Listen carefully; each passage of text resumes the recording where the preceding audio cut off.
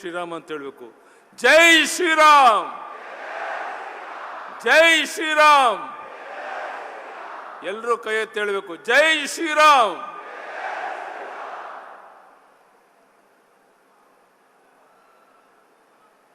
भारत के लोकप्रिय प्रधानमंत्री जी को आदर के साथ स्वागत करता हूं. ಭಾರತದ ಆಶಾ ಕಿರಣ,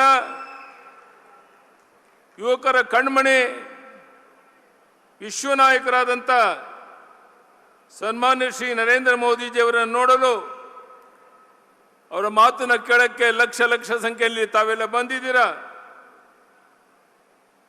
ವೇದಿಕೆ ಮೇಲಿರುವಂಥ ಎಲ್ಲ ಹಿರಿಯ ಮುಖಂಡರೇ, ಮಾಧ್ಯಮದ ಸ್ನೇಹಿತರೆ, ಸನ್ಮಾನ್ಯ ಮೋದಿಜಿಯವರು ಸರ್ವ ಜನಾಂಗದ ಶಾಂತಿಯ ತೋಟವಾದ ಕರ್ನಾಟಕದಲ್ಲಿ ಚುನಾವಣಾ ರಣಕಹಳೆಯನ್ನು ಮೊಳಗಿಸಿದ್ದಾರೆ. ಇದು ಅವರಿಗೆ ನಮ್ಮ ಕರ್ನಾಟಕದ ಮತದಾರರ ಮೇಲೆ ಇರುವಂಥ ನಂಬಿಕೆಯನ್ನು ತೋರಿಸುತ್ತೆ.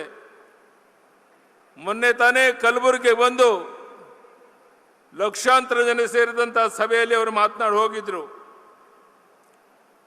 ನರೇಂದ್ರ ಮೋದಿಜಿಯವರ ನೇತೃತ್ವದ ಸರ್ಕಾರ ಕೇವಲ ಚುನಾವಣೆಗೆ ಕೆಲಸ ಮಾಡುವಂಥ ಸರ್ಕಾರ ಅಲ್ಲ. ದಿನದ 24 ಗಂಟೆ, ವರ್ಷದ 365 ದಿನಗಳ ಕಾಲ ಗಡಿಯನ್ನು ಸುರಕ್ಷಿತವಾಗಿಡೋದಕ್ಕೆ ಅತ್ಯಾಧುನಿಕ ರಕ್ಷಣಾ ಸಾಮಗ್ರಿಗಳನ್ನು ಒದಗಿಸ್ತಾ ಇದೆ. ಅದೇ ರೀತಿ ಭಾರತದ ಬೆನ್ನೆಲುಬಾಗಿರುವ ರೈತ ಬಾಂಧವರಿಗೆ ಕಿಸಾನ್ ಸನ್ಮಾನ್ ಯೋಜನೆ ಅಡಿ ಪ್ರತಿ ವರ್ಷ 6,000 ರೂಪಾಯಿಗಳನ್ನು ನೇರವಾಗಿ ಅವರ ಖಾತೆಗೆ ಜಮಾ ಮಾಡಿ ರೈತ ಮಿತ್ರರ ಮೊಗದಲ್ಲಿ ಮಂದಹಾಸವನ್ನು ಮಾಡಿಸುವಂಥ ಕೆಲಸ ಮಾಡಿದ್ದಾರೆ. ಕೇಂದ್ರ ಸರ್ಕಾರ 6,000 ಕೊಟ್ಟರೆ, ನಾನು ಮುಖ್ಯಮಂತ್ರಿ ಆಗಿದ್ದಾಗ ನಾನು ಸಹ 4,000 ಕೊಟ್ಟು 10,000 ಕೊಡ್ತಾ ಇದ್ದೋ. ಆದರೆ ಈ ಸರ್ಕಾರ, ರಾಜ್ಯ ಸರ್ಕಾರ ಕೊಡ್ತಿದ್ದ 4,000 ನಿಲ್ಲಿಸಿರೋದು ನಿಮಗೆಲ್ಲ ಗೊತ್ತಿರುವಂಥ ಸಂಗತಿ. ಕಾಶ್ಮೀರದ ಸ್ವಾಯತ್ತತೆಗೆ ಕಂಟಕವಾಗಿದ್ದ ಆರ್ಟಿಕಲ್ 370 ರದ್ದುಗೊಳಿಸಿ ಅಖಂಡ ಭಾರತದ ಕನಸಿಗೆ ನೀರೆರೆದಿದ್ದಾರೆ.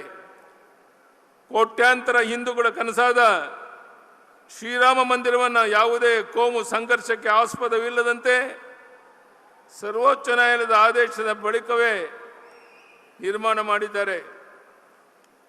ಕರೋನಾ ಮಹಾಮಾರಿ ನಂತರ ವಿಶ್ವದ ಅನೇಕ ರಾಷ್ಟ್ರಗಳು ಆರ್ಥಿಕವಾಗಿ ಹಿನ್ನಡೆ ಅನುಭವಿಸಿದ್ದೇವೆ. ಆದರೆ ಪ್ರಧಾನಿ ಶ್ರೀ ನರೇಂದ್ರ ಮೋದಿಜಿಯವರ ದಿಟ್ಟ ಹಾಗೂ ದೂರದೃಷ್ಟಿಯ ಪರಿಣಾಮ ಇಂದು ಭಾರತ ವಿಶ್ವದ 5ನೇ ಬಲಿಷ್ಠ ಆರ್ಥಿಕ ಶಕ್ತಿಯಾಗಿ ಮುನ್ನಡೀತಾ ಇದೆ. ಇನ್ನು ಕೆಲವೇ ವರ್ಷಗಳಲ್ಲಿ 3ನೇ ಬಲಿಷ್ಠ ಆರ್ಥಿಕ ಶಕ್ತಿಯಾಗಿ ಹೊರಹೊಮ್ಮಲಿದೆ. ಇಂತಹ ಶ್ರೇಷ್ಠ ನಾಯಕರು ಕಳೆದ 10 ವರ್ಷಗಳ ಅವಧಿಯಲ್ಲಿ ಒಂದೇ ಒಂದು ದಿನ ವಿಶ್ರಾಂತಿಯನ್ನು ಪಡೆಯದೇನೆ ದೇಶದ ಹಿತಕ್ಕಾಗಿ ಕರ್ತವ್ಯ ನಿರ್ವಹಿಸ್ತಾ ಇರುವ ನರೇಂದ್ರ ಮೋದಿಜಿಯವರು ಇವತ್ತು ನಮ್ಮ ಶಿವಮೊಗ್ಗಕ್ಕೆ ಬಂದಿದ್ದಾರೆ. ಕಳೆದ ಸಾರಿ ಬಂದಾಗ ನರೇಂದ್ರ ಮೋದಿಯವರು ಶಿವಮೊಗ್ಗದ ವಿಮಾನ ನಿಲ್ದಾಣದ ಜೊತೆಗೆ ಕೇಂದ್ರ ಸರ್ಕಾರದ ಹಲವು ಯೋಜನೆಗಳನ್ನು ಉದ್ಘಾಟಿಸಿದರು. ಯೋಜನೆಗಳಿಂದಾಗಿ ಮಲೆನಾಡಿನಲ್ಲಿ ಆರ್ಥಿಕ ಚಟುವಟಿಕೆಗಳು ಗರಿಗೆದರಿವೆ ಎಂಬುದು ಸುಳ್ಳಲ್ಲ. ಈಗಾಗಲೇ ತಿಳಿಸಿರುವಂತೆ ಮಲೆನಾಡಿನ ಹೆಬ್ಬಾಗಲಾದಂಥ ಶಿವಮೊಗ್ಗ ಲೋಕಸಭಾ ಕ್ಷೇತ್ರದಲ್ಲಿ ಕಳೆದ 15 ವರ್ಷಗಳಲ್ಲಿ ಆಗಿರುವಂಥ ಅಭಿವೃದ್ಧಿಯನ್ನು ತಾವೆಲ್ಲ ಕಣ್ಣಾರ ನೋಡಿದ್ದೀರಾ.